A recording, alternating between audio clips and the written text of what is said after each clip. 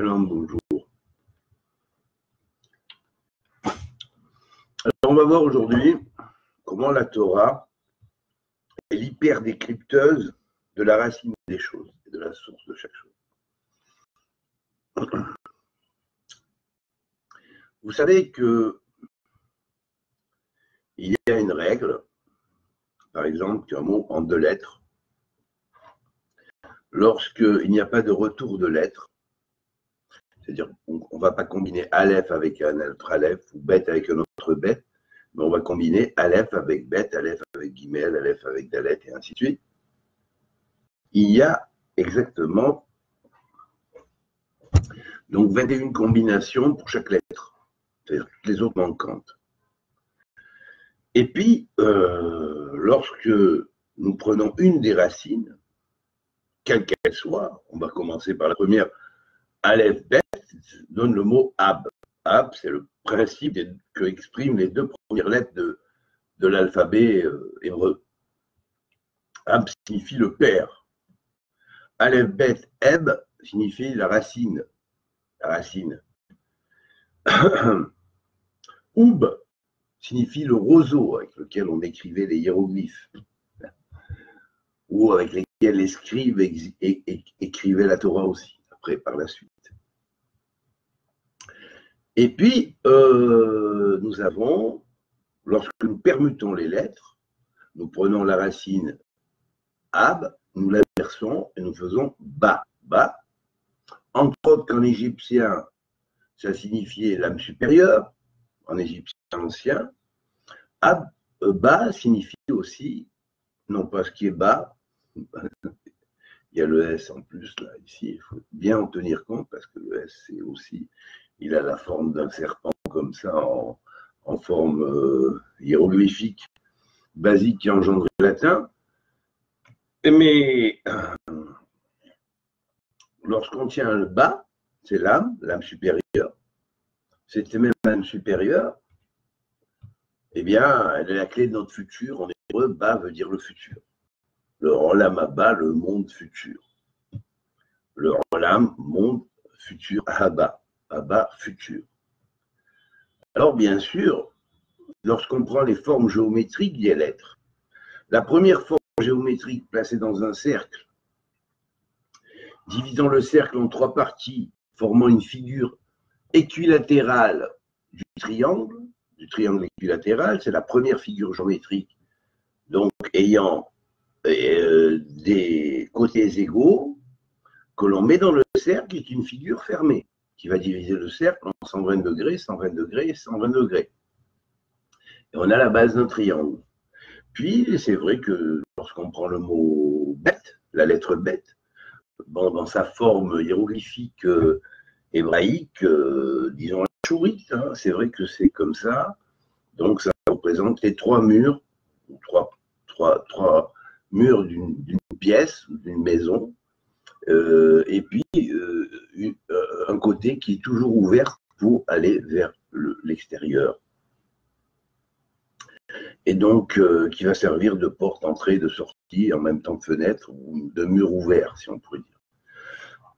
Ça veut dire ne te cantonne pas à ta dimension, regarde ce qu'il y a derrière ta dimension. Il y a un 4e mur, mais le 4e mur, il a toujours une ouverture qui va te faire accéder à des choses supérieures. Exemple, le Kotel Maravi, le 4e mur, celui qui a pas été détruit dans le temple, par exemple. Bon, enfin. Et là, dans le bête, donc c'est le carré. Le carré qui va être par la suite la racine du fameux triangle carré,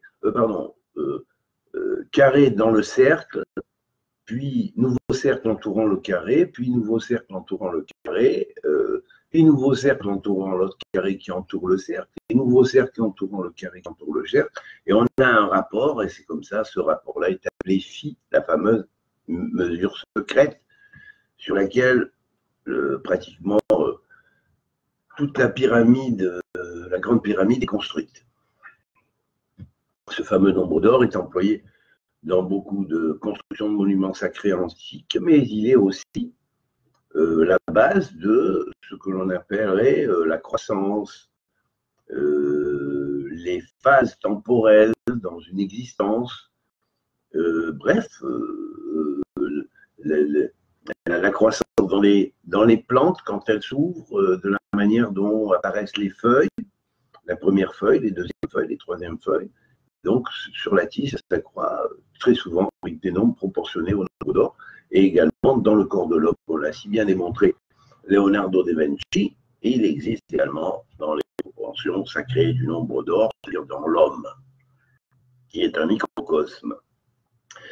Il existe dans les proportions du système solaire, il existe dans quantité de choses.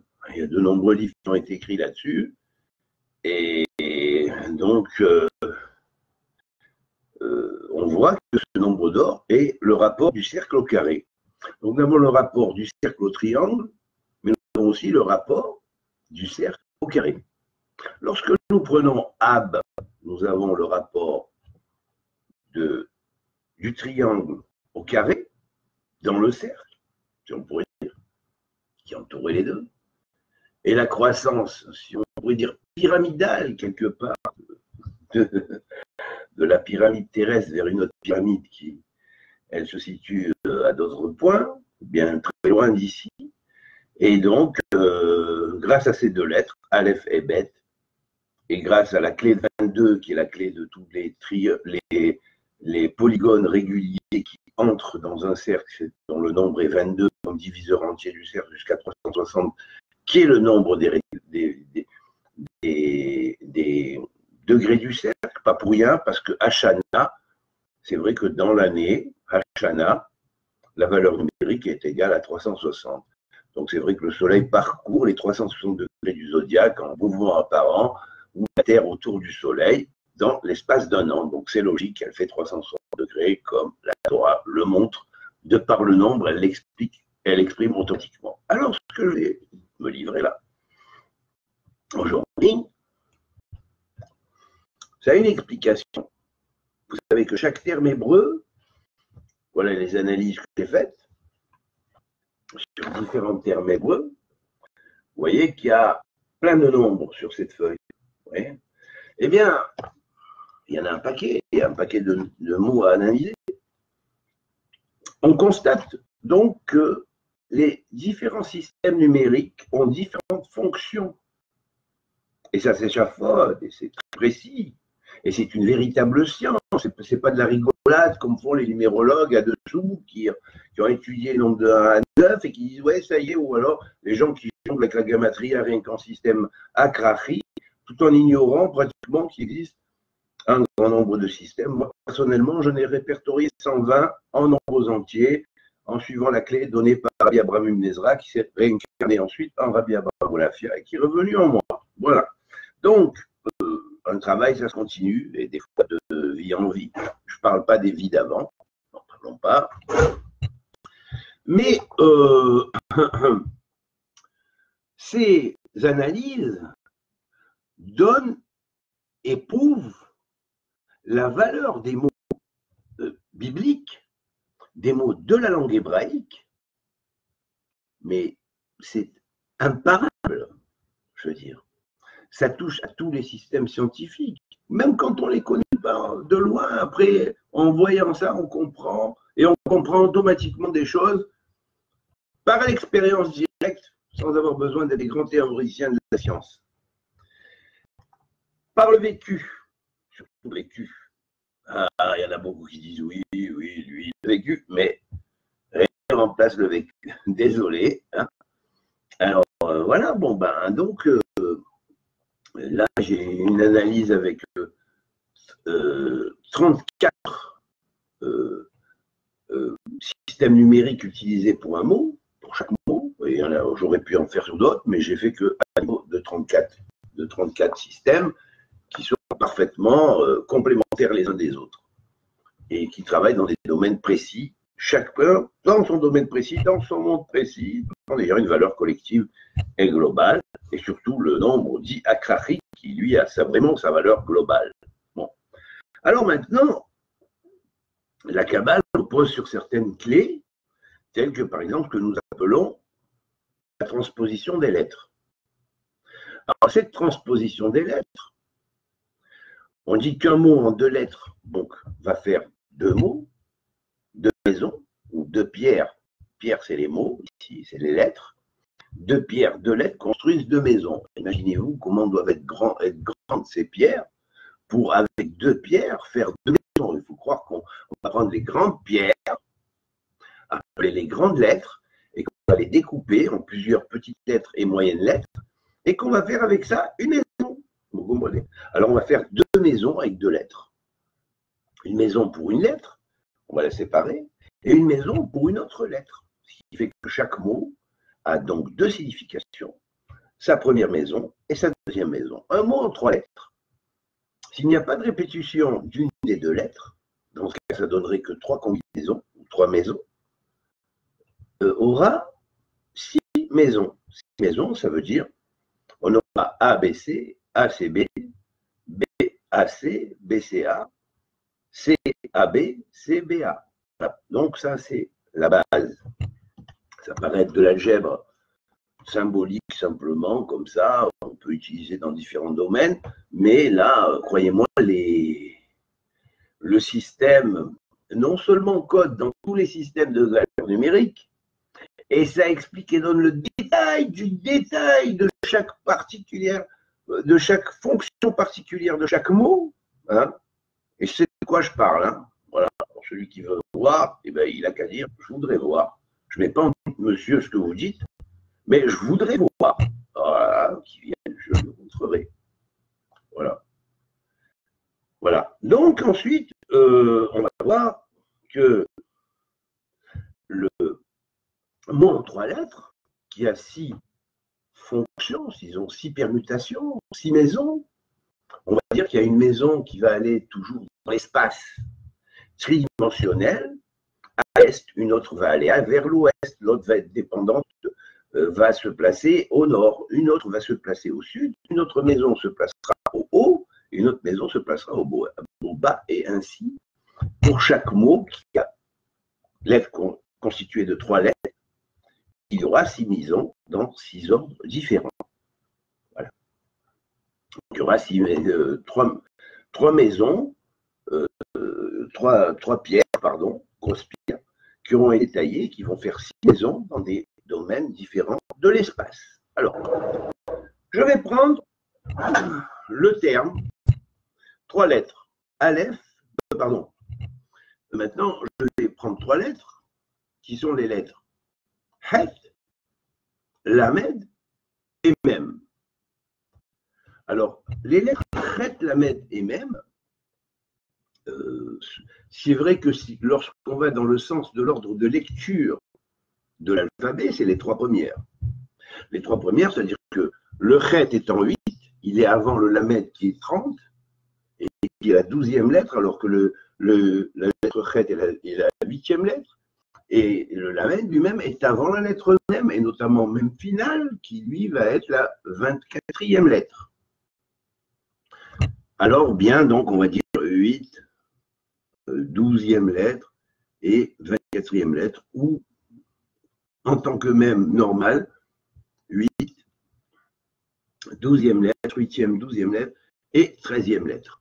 Et alors là, c'est là que le miracle va se montrer quelle est la puissance de l'hébreu, et vous verrez que certains petits rigolos qui disent, comme Grimaud, par exemple, que l'hébreu a été détrôné et que maintenant c'est le français qui a pris la suite de l'hébreu. C'est vrai que la plupart des racines essentielles françaises en sont devenues kabbalistiques et ont été montées kabbalistiquement par des kabbalistes au Moyen-Âge.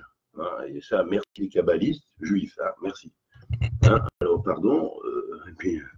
Et puis, bon, bien sûr, la Kabbale française aurait détrôné la Kabbale hébreu. La Kabbale française qui utilise un système multiplié par 9, hein, simplement de 1 à 9 pour les chiffres, ou de 1 à 26, avec 2 systèmes, et un 3e système qu'ils ont imbriqué dans les pyramides des mots, c'est-à-dire 1 plus 1 plus 2 plus 1 plus 2 plus 3, ainsi de suite. Ou à la rigueur, il y en a qui tiennent un 4e système, c'est le carré de chaque lettre. Bon. Alors bon, avec ça, ils veulent s'amuser. Bon, ben, ils s'amusent, mais ça donnera jamais ce que ça donne en hébreu comme découverte. Hein. Alors, je vais vous donner un petit exemple. Hein. avec les lettres Het, Lamed même, nous avons la première combinaison, le Het est en premier et qu'il est avant dans l'alphabet des autres lettres. Nous avons le mot Halam.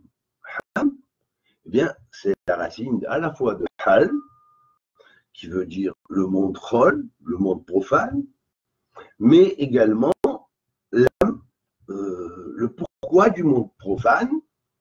Et Halam vient construire la racine Halom, avec le nikoud O, Holem au-dessus, qui veut dire le rêve. Donc nous sommes dans un monde de rêve. Alors voilà, nous sommes dans un monde des rêves. Le grand maître du rêve, c'est Yosef. C'est pour ça qu'il est appelé dans la Bible le Baal Halomot, le maître des rêves.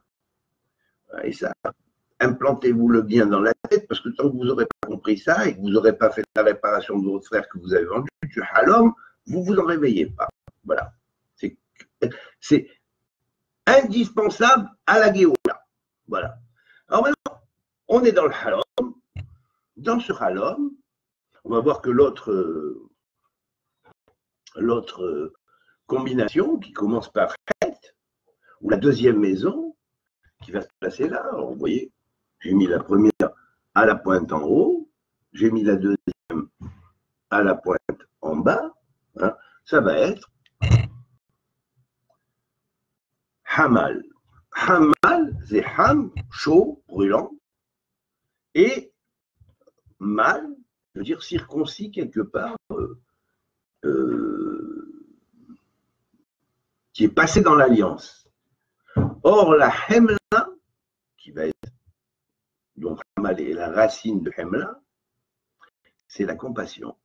Alors, ça veut dire quoi? On est dans un monde de rêve. Le grand maître, c'est Yosef.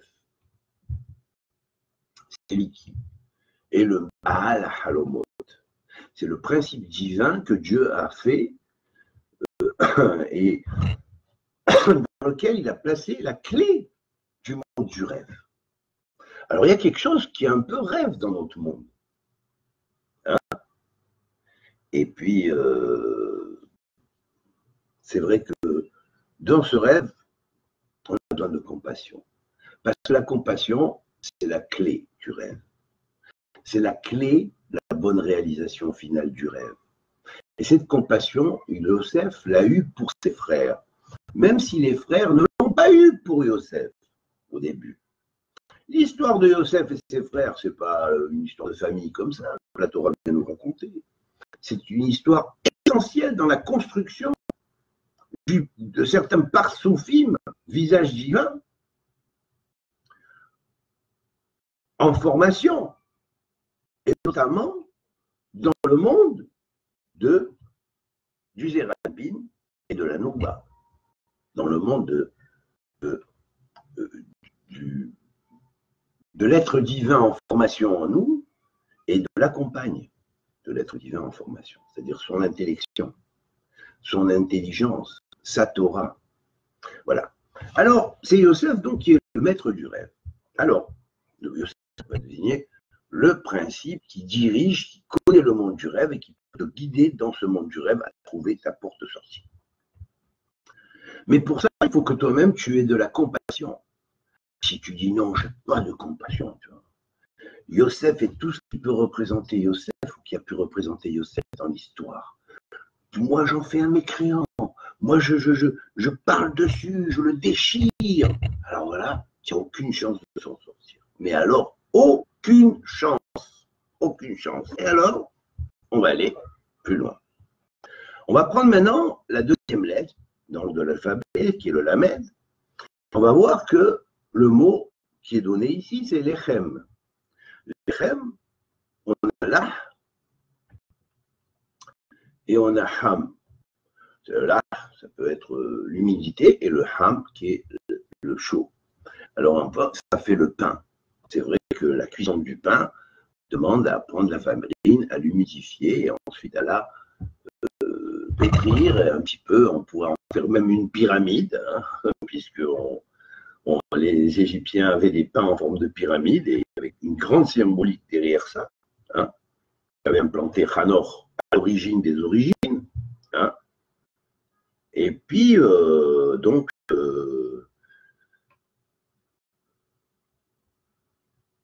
la racine lechem, qui est le pain,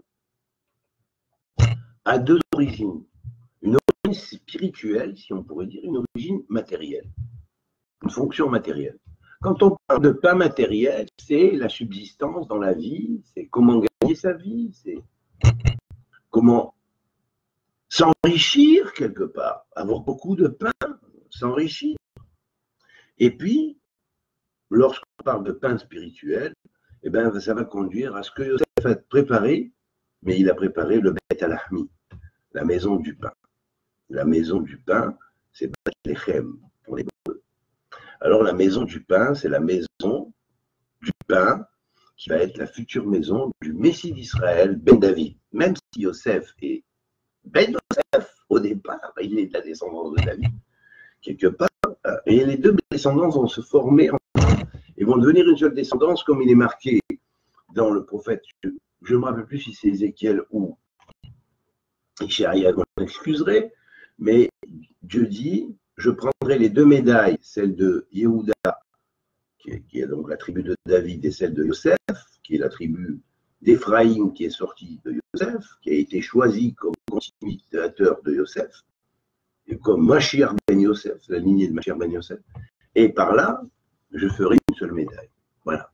Alors, il y a certainement des combinations dans l'histoire, et puis si le Mashiach, on dit qu'il est aussi Cohen, il doit peut-être avoir des racines en relation avec ce qu'on appelait Moré Tzedek, le dernier Cohen, Cohen de la descendance de Elazar, et surtout après de Moré Tzedek, c'est-à-dire le maître de justice.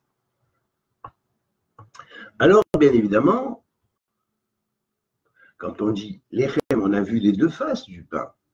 La face ascensionnelle, quand on dira que le pain, c'est une forme de pyramide, c'est ce qui nous permet de passer de l'autre côté des choses, de voir ce qui est derrière les barrières de la mort. Et la mort est 60 fois plus forte que le sommeil. Le sommeil est 1/60e de la mort. De même que le rêve est 1/60e de la prophétie. Je parle du rêve guidé, bien évidemment. Alors, on va prendre maintenant une autre combination qui commence par la Med et qui fait les mah. Les mois. Les mois. Ça veut dire l'âme. L'âme, c'est la cause, la chaîne de causalité. Moi, c'est le cerveau.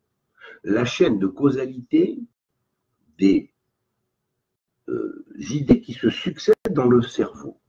Alors, c'est vrai que selon comment on mange, matériellement je parle, et en fonction de la diététique qu'on a adoptée pour le pain, en fonction aussi des brachot qu'on fait sur la table, de ce qu'on remercie, les aliments qu'on mange, de façon à ce qu'ils aient en nous un bon effet, eh bien, c'est vrai que la chaîne de causalité des pensées qui vont passer dans nos esprits vont se changer.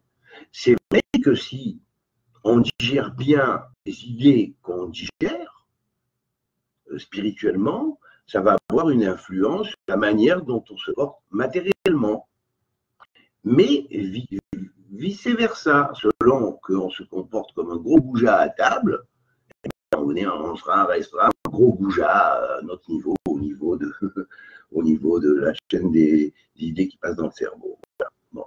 Et vous allez voir, souvent, les gens sont un peu le reflet de ce qu'ils représentent quelque part. Et alors, on va passer maintenant aux troisième racine.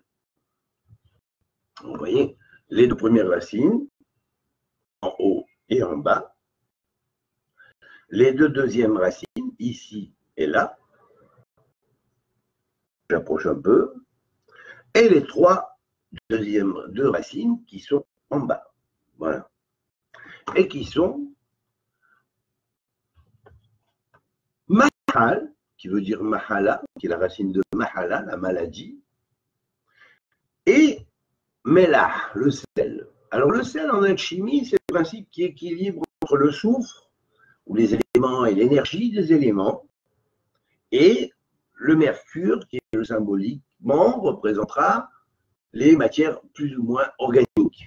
Alors, ces deux fonctions-là vont être équilibrées par la fonction sel qui, elle, va équilibrer les deux. Alors, bien sûr, c'est vrai que du sel matériel, il ne faut pas en abuser non plus parce que ce n'est pas bon pour la tension, mais disons que en modérant le sel et en sanctifiant le pain par le sel, puisque c'est les mêmes lettres permutées, en trempant le pain dans le sel comme ça, en faisant la bracha,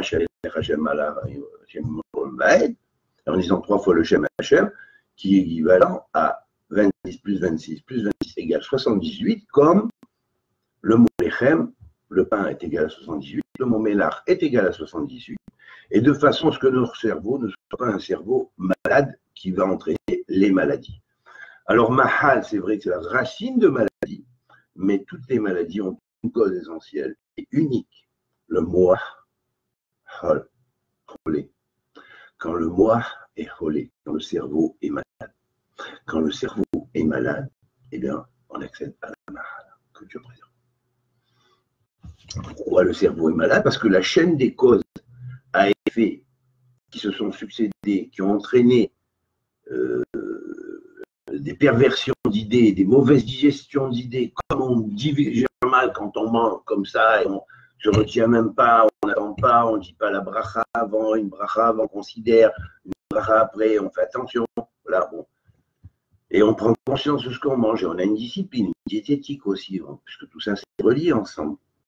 Alors, bien évidemment, on a Mahala, qui est en valeur numérique, quand on ajoute le V à la fin, 83, qui est la racine de, à la fois du mot Galmi.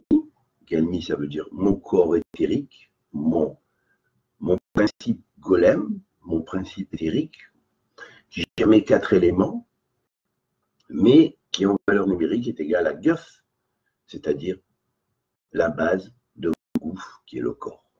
Alors, on voit que bon, la Mahala, dans sa finalité, c'est d'abord d'atteindre le cerveau, par des mauvaises et des perversions dans le cerveau, entraîner ensuite des perversions qui vont arriver dans le corps et qui vont faire atteindre le corps de maladie. C'est la raison pour laquelle la Torah est constituée de 613 mitzvot égales à des organes, à 248 organes qu'on appellerait blancs, et 365 vaisseaux et artères et compagnie. Voilà. Et donc, ça, c'est la base de la structure spirituelle de l'être humain qui va ensuite se manifester comme les artères principaux et les nerfs principaux, ainsi que tous les muscles blancs et tout qu'il y a dans le corps, et les organes blancs. Ainsi que de là, du rouge vont naître les organes rouges. C'est-à-dire les muscles rouges et tout le cœur, et enfin bref, tout ce qui touche à la circulation. Voilà. Donc, par là, on va voir que tout est désigné. Pourquoi? Parce que lorsque vous prenez votre Magen David comme ça, ok, et vous mettez le 1 ici, parce qu'il y a 12 points dans le Magen David, le 1 ici, vous mettez le 2 là, vous mettez le 3 ici, à la deuxième pointe, vous mettez le 4 ici, hein, vous mettez le 5 là, le 6 ici, le 7 là, le 8 là, le 9 ici, le 10 là, pardon, le 11 là,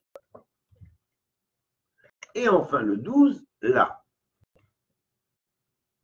Alors vous constaterez que l'association des 12 nombres, 1 plus 2 plus 3 plus 4 plus 5 plus 6 plus 7 plus 8 plus 9 plus 10, est égale à 78, c'est-à-dire les 6 racines que vous trouvez là. Voilà. Et effectivement, s'il y a, on pourrait dire, une origine qui se passe dans le cerveau, qui va influencer psychosomatiquement le corps, tous ses organes, eh bien, effectivement, il peut y avoir un cerveau central qui inclut 12 zones, Mais dans chacune des parties du corps, il y a une 12 fonctions aussi. Et puis, la fonction principale, basique, globale, et 12 petites sous-fonctions qui travaillent pour. Et c'est comme ça que ça marche.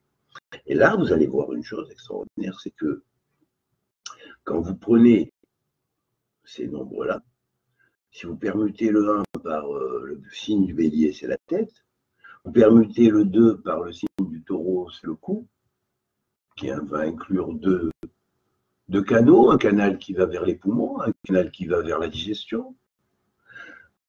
Lorsque vous incluez le chiffre 3, ben c'est toute cette partie-là, incluant les bras, le mouvement des bras ici, mais également les poumons eux-mêmes.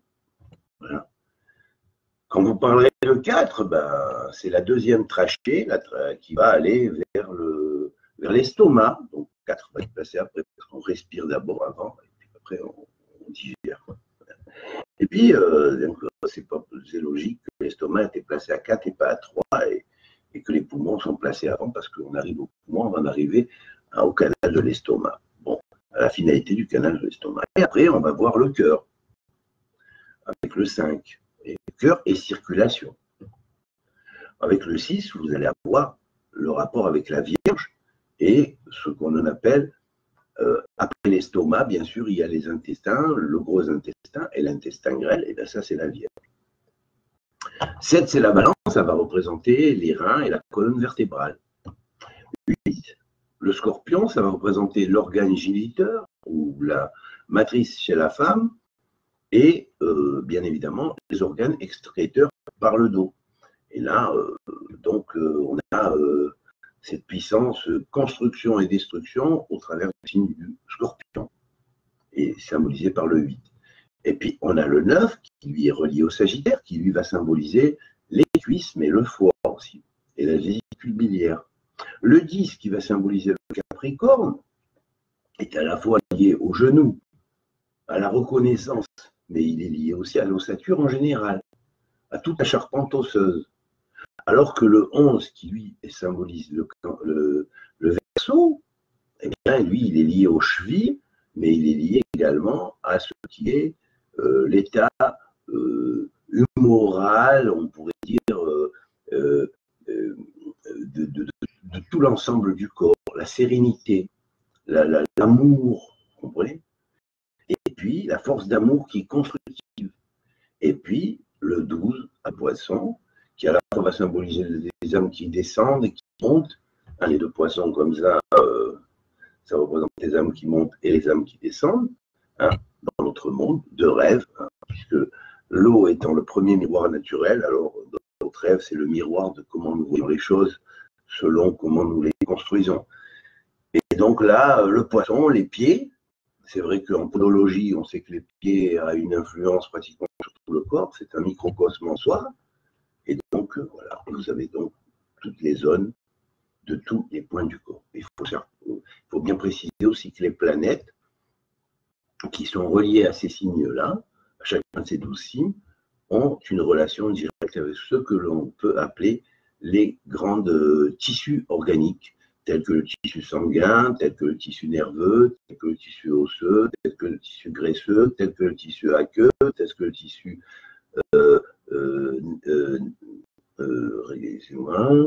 Vénus capillaire, ainsi de suite. Voilà. Donc, Donc, vous avez effectivement, au travers de ces 6 racines-là, toute la clé de ce que l'on pourrait appeler la psychose somatique. Eh bien, vous dire une chose, vous êtes dans un monde de rêve, mais vous n'avez pas le contrôle sur le rêve. Le seul qui vous donnera le contrôle sur le rêve et qui vous indiquera la bonne voie pour sortir de votre labyrinthe intérieur, c'est celui qu'on appelle Mashiach ben Yosef. C'est lui, c'est Yosef en premier et avant tout, qui est la racine de la lignée qui donne et qui indique le chemin dans le monde du Chalom dans lequel nous vivons. Alors, c'est vrai que quand on va dire une maladie X ou Y, par exemple, disons Mahalat Sakeret, la maladie de, par exemple, oh, ça qui reste, comment ça s'appelle? Du sucre, enfin, ouais. Du diabète. Ou machalat salat, de la gale, par exemple. Eh bien, toujours, on va dire, dans machala, il y a un tav, il y a mahal plus tav, vous voyez?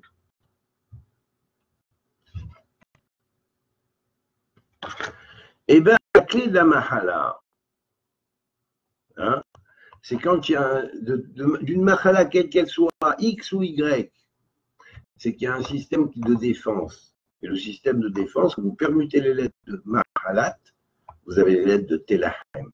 Tu te défendras. Tu te défendras, c'est-à-dire qu'il y a un système qui se défend à l'intérieur du corps. Et c'est vrai que tu vas lui donner des forces en étudiant la Torah, en prononçant tes brachot, en donnant la force aux lettres que tu as en toi, qui te construisent, ta grande lettre, tes moyennes lettres organiques et tes petites lettres élémentaires qui construisent chaque organe. Tu comprends? Et donc, alors, effectivement, si on prend Mahalat, X ou Y, la pire de toutes, c'est laquelle? C'est la Mahalat Met. C'est la maladie de la mort. Et la maladie de la mort, c'est 60 fois plus dur que le sommeil, le rêve.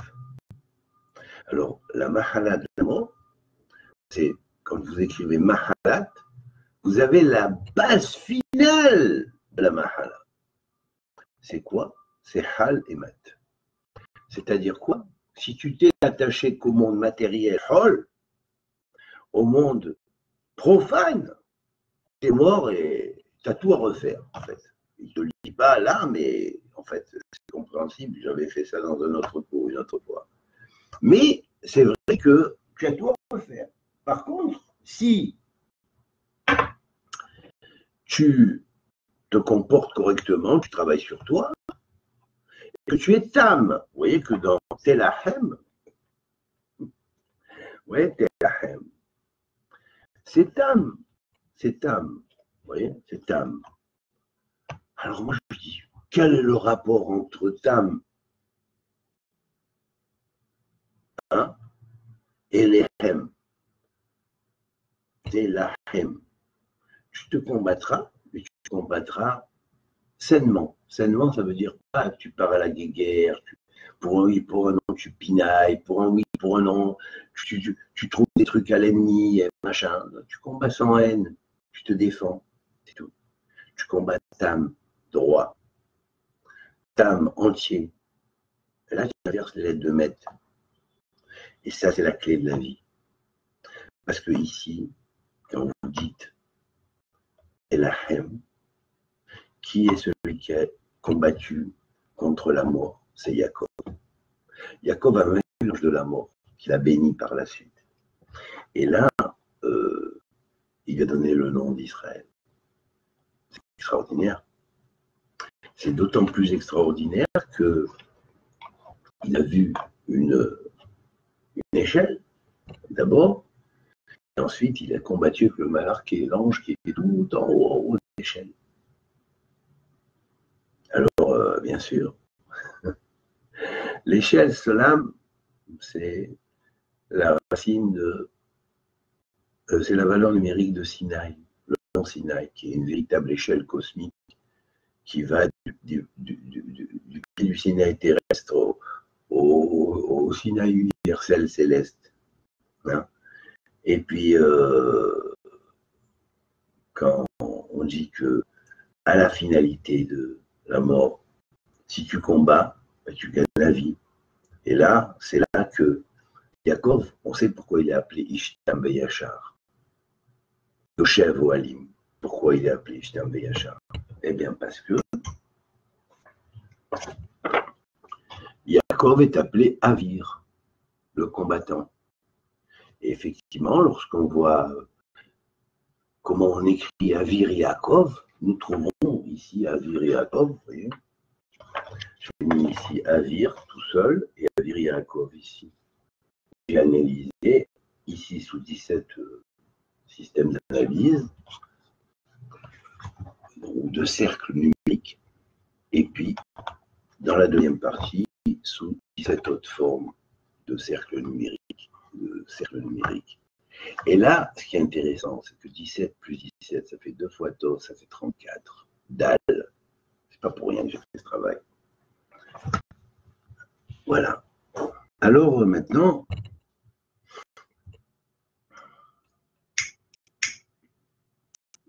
ce fameux monde qui est le monde du Hal, du Hol, qui est appelé monde profane. Eh bien, vous savez, il y a quelque chose d'autre qui s'appelle le Tsiporachol ou le Orachol. Tsiporachol, pardon. L'oiseau des sables, l'oiseau, on pourrait traduire profane, mais là, ce n'est pas la notion de profane, c'est l'oiseau de feu. L'oiseau puissant qui est décrété là. C'est qui? Ben, c'est le phénix. C'est le phénix. Voilà. Et quand vous permettez les lettres de phénix, vous avez sphinx. Vous voyez?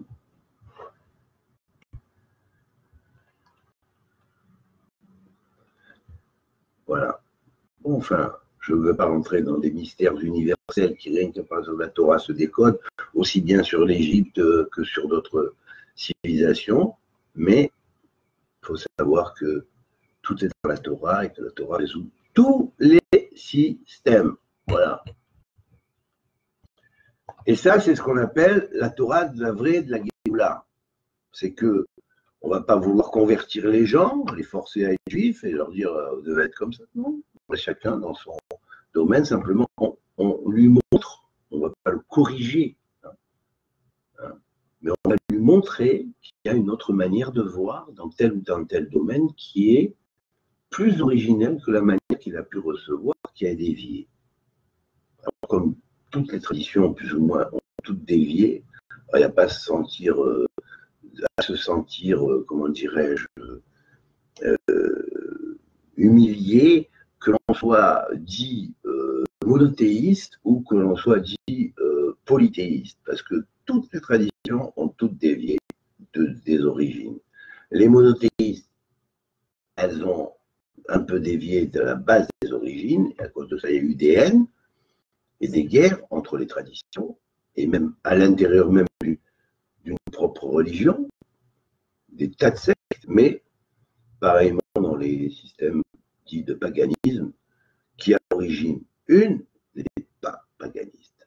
Quand Enoch a transmis, Hanor, Ben Yered, a transmis les midot, les clés, les nombres dans la pyramide, des constructions des pyramides, hein, ça vient de quoi? Donc, il vient de quoi? Il vient des anciens mondes détruits, hein, ce qu'aujourd'hui cherche l'Atlantide et les mondes détruits et tout ça qu'il y avait avant Adam. Il ne faut pas faire leurs erreurs, hein, et donc lui-même y était, il en est revenu, il est revenu dans le cycle pour montrer la voie vers le tikkun. Hein. Alors voilà, c'est tout, vers le monde du tikkun, c'est le monde de la réparation. Voilà. Donc,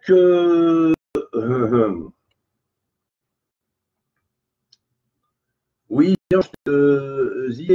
pardon, je te répondrai en tête à tête à propos du mystère du Graal, et pas à l'évolienne, à la David Lelouch. Et tu verras que la pensée de David Lelouch, elle pèse beaucoup plus que les grands mots de l'évolianisme à l'école Tours. Alors, ben, je vous dis à tous bonne santé, déjà, et meilleure santé morale, d'abord, de façon à influencer sur la santé physique, et que Dieu vous bénisse et qu'il vous donne de progresser, et puis transmettez, s'il vous plaît, transmettez. Regardez-moi comment je me mets en quatre pour essayer de transmettre des choses. Des fois, je fais des efforts monumentaux pour le film, pour faire entrer le film que j'ai fait sur Trump. Ça m'a pris 2 jours, parce qu'il a fallu formater le film je ne sais combien de fois pour arriver à un format qui passe facilement sur Facebook. De 600 mégas, mais à l'origine, ça faisait 7 gigas. Alors, il essaie de rentrer celle de 7 gigas, ça fait déjà 5 heures ou 6 heures que ça charge, mais il n'a pas fini encore. Espérons qu'il va aller jusqu'au bout. Que ça va pas... Voilà. Alors là, vous aurez une meilleure écoute au niveau audio et même au niveau vidéo. Elle est plus nette. Voilà.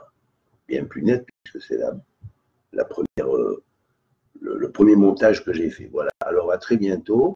Alors merci, bonne santé à vous tous et que nous vainquions la maladie et la mort à l'aide de la compassion, c'est-à-dire de la hemla, car il faut avoir la compassion pour passer de ce monde de rêve à un monde de prophétie qui se réalise. Voilà. Koltou, amitié à tous et que Dieu vous bénisse. Salut, salut, salut.